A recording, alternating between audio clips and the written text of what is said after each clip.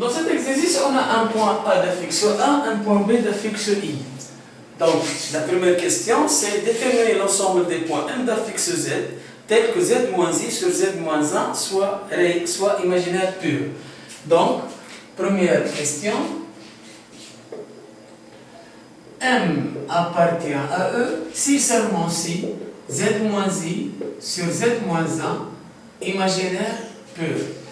Donc là, je vais utiliser deux méthodes. Donc une méthode algébrique où je vais utiliser la formule donc Z imaginaire si seulement si Z égale à moins Z bar. On sait aussi que si Z réel, Z égale à Z bar. Donc Z moins I sur Z moins 1 imaginaire pur si seulement si Z moins I sur Z moins 1 égale moins Z moins I sur Z moins 1 le tout bar. Si seulement si Z moins I sur Z moins 1 égale moins Z bar moins I bar, donc plus I sur Z bar moins 1 bar, c'est moins 1. Si seulement si Z, je vais développer maintenant, donc Z bar moins Z, puis moins I Z bar, moins I fois moins 1, donc plus I, égale à moins entre parenthèses, Z bar, plus I fois Z, puis moins 1 fois Z bar, moins Z bar, moins 1 fois I, donc moins I. Puis je vais ramener ce membre ici. Donc, si seulement si Z bar, Z bar, donc 2Z bar. Là c'est moins Z, et là c'est moins Z bar. Donc moins entre parenthèses, Z plus Z bar.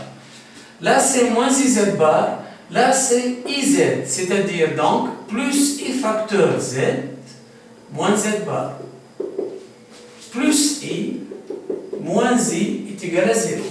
Si seulement si. Donc, je vais remplacer donc Z par X plus YI. Donc, je vais obtenir donc deux fois. On sait que Z bar égale à X au carré plus Y au carré, ou encore c'est le module au carré. Donc, X au carré plus Y au carré. Moins Z plus Z bar, c'est 2X. Plus I fois 2YI égale à 0. Si seulement si. 2 en facteur, donc 2 facteurs. X au carré plus Y au carré moins X I fois I au carré, donc moins Y, 2 est en facteur, donc moins Y est égal à 0. Là je vais utiliser donc la forme canonique. Donc c'est quoi la forme canonique? Donc X au carré plus A fois X d'une façon générale, je peux l'écrire X plus A sur 2 au carré moins A sur 2 le tout au carré. X au carré moins AX égale à X moins A sur 2 le tout au carré moins A sur 2 au carré. Donc, je vais l'appliquer ici. Donc, 2 se simplifie puisque 2 différents 0. Donc, X carré moins X, c'est X moins 1 demi au carré. Moins 1 demi au carré. Je dois retrancher A carré sur 2, c'est-à-dire 1 sur 2 le tout au carré. Plus Y moins 1 demi au carré. Je tranche encore, donc 1 sur 2, le tout au carré, est égal à 0. Si seulement si, X moins 1 demi au carré, plus Y moins 1 demi au carré, égale moins 1 demi au carré, moins 1 quart, moins 1 demi au carré, moins 1 quart, moins 1 quart, moins 1 quart, moins 1 demi, donc est égal à 1 demi. Et finalement, j'obtiens l'équation d'un cercle, puisque l'équation d'un cercle d'une façon générale, c'est x moins x0 au carré, plus y moins y0 au carré est égal à r au carré. Donc, l'ensemble E est le cercle de centre I de coordonnées 1 demi, de rayon 1 sur racine de 2, bien sûr privé de A et B. Pourquoi? Parce que Z est différent de 1, puisque Z moins 1 au dénominateur, et Z moins I différent de 0, puisque c'est imaginaire pur, donc non nul. Donc, l'ensemble E, finalement, est le cercle de centre I de coordonnées 1,5 de rayon. 1 sur racine de 2 privé à la fois de A et B. Donc ça, c'est la méthode algébrique, ou bien en utilisant le calcul. Méthode géométrique maintenant. Une méthode géométrique est plus simple.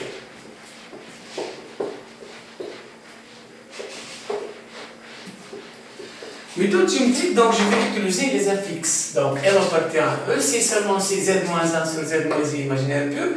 Mais je sais que Z, c'est l'affixe de M. I, c'est l'affixe de B. Z, c'est l'affixe de M encore. I, c'est l'affixe de A. Donc, Z-I, c'est l'affixe du vecteur BM, puisque c'est ZM moins ZB. Donc, c'est seulement si. Donc, affixe du vecteur BM sur l'affixe du vecteur AM imaginaire pur. C'est seulement si les vecteurs donc AM et BM sont orthogonaux, mais M différent de A et M différent de B. Les vecteurs sont orthogonaux, les droites sont perpendiculaires en M, donc perpendicularité en M, donc c'est-à-dire, donc ça c'est AB, perpendicularité en M, donc c'est le cercle diamètre AB. Donc M décrit le cercle, de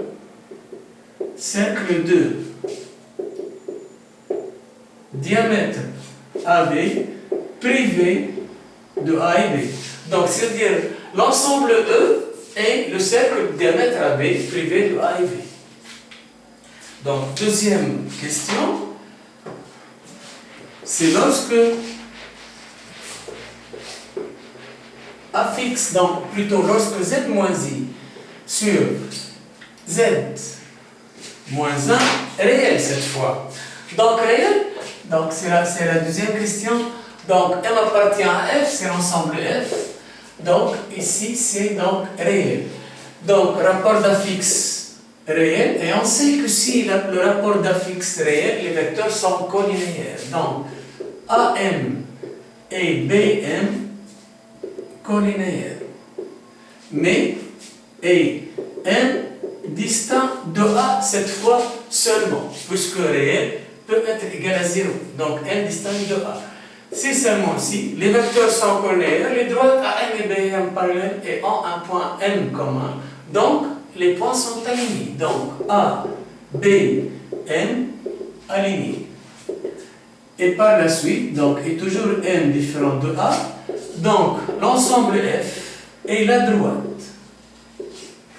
AB privé de A tout simplement. Donc ça, c'est la deuxième question. Troisième question. On a un point M d'affixe Z. M d'affixe Z.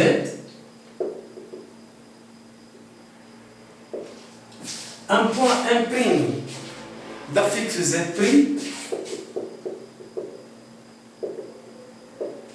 Et un point P d'affixe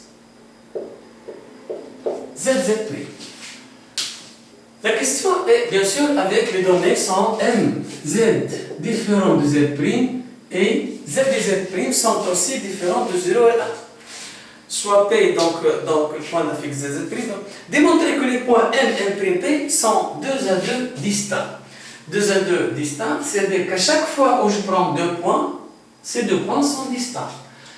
Donc, déjà, un résultat, puisque Z, je sais que Z est différent de Z'. Donc, affixe de M différent de affixe de M', donc M différent de M'. Donc, par contre, pour montrer que M différent de P et M' différent de P, là, je vais utiliser le principe ou la méthode de l'absurde. C'est quoi l'absurde? Donc, je vais supposer la négation, je trouve que c'est impossible. C'est-à-dire, pour montrer que M différent de P, je suppose que M égale à P et je trouve un résultat impossible. Donc, supposons que M égale P. Si M égale à P, c'est seulement si A fixe de M égale A fixe de P, si seulement si A fixe de M, Z, A fixe de P, Z, Z'. Si seulement si j'ai Z en facteur. Donc Z facteur 1 moins Z' est égal à 0, puisque j'ai ramené ce membre ici et j'ai mis Z en facteur. Donc si seulement si Z donc est égal à 0 ou Z' égale à 1, puisque 1 moins Z' égale à 0, c'est-à-dire Z' égale à 1. Or, ce résultat est impossible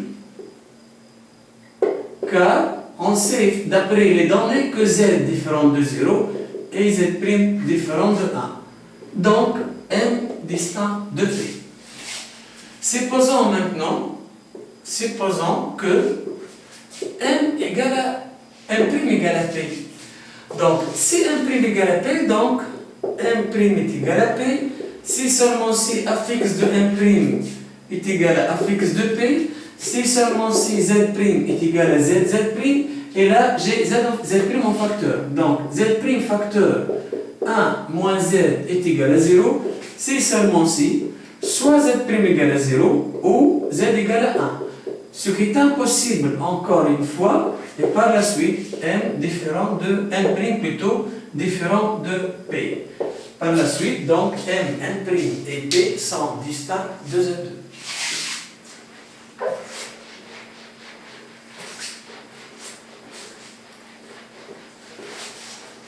Donc ça, c'est la troisième question, petit a. Petit b maintenant. Petit b, donc, démontrer que l'argument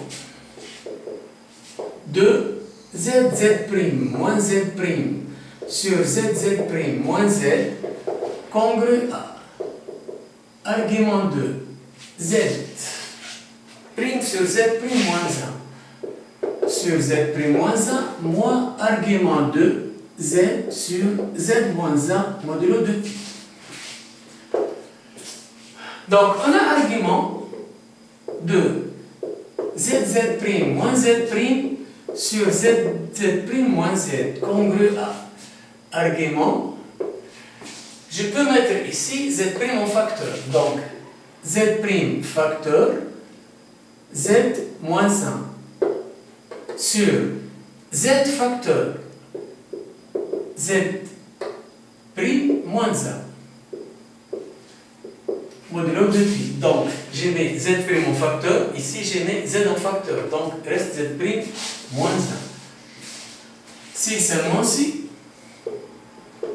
argument 2, ZZ' moins ZZ' sur ZZ' moins Z, congru à argument 2, je vais séparer ici Z' sur Z' moins 1 fois Z moins 1 sur Z. Z moins 1 sur Z modulo de pi, et je vais appliquer la formule donc, du produit. Donc l'argument de ZZ' d'une façon générale est égal à la somme des arguments. C'est-à-dire argument donc de ZZ' moins Z' sur ZZ' moins Z congru à argument de Z' sur Z' moins 1 plus argument de Z moins 1 sur Z, modulo de pi. Si seulement si, donc argument 2.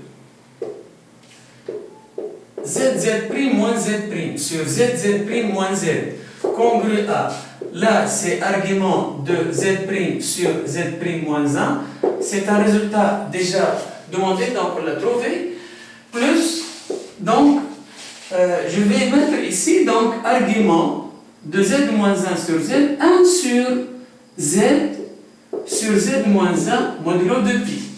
Mais on sait que argument de 1 sur Z d'une façon générale, argument de 1 sur Z congru à moins argument de Z modulo de pi.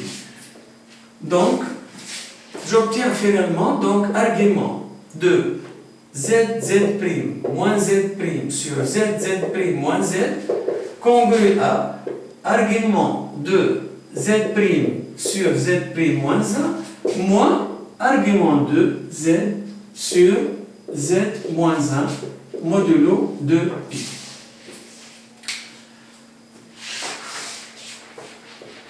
Dernière question dans petit c.